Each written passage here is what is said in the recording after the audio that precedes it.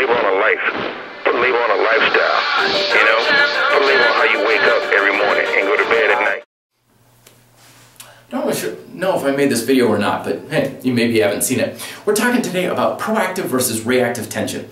If you are looking to build as much strength and muscle and power as possible, proactive tension is a million times better.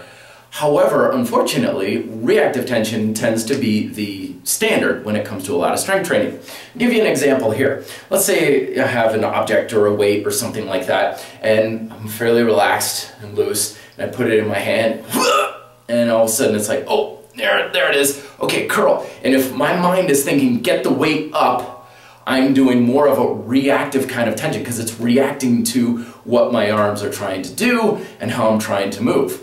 That's reactive tension.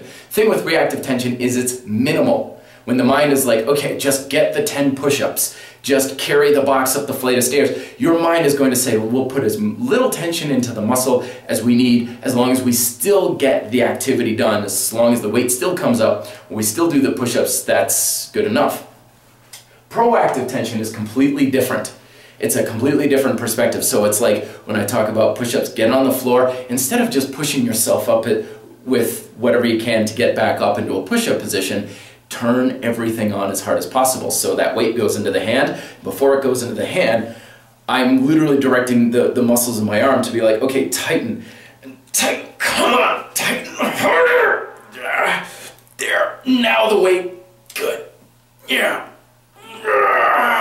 So your mind is now in control and saying, I don't want to put forth the minimal amount of tension in the muscle. I want to see how much I can put into it. I do this all the time with clients where I'll say, grab onto my wrist, and they grab on, and I'm like, now harder, and eventually I'm like, good. That's the kind of attitude you want to have with everything you ever do in your lifting. Don't settle for the minimal amount of tension.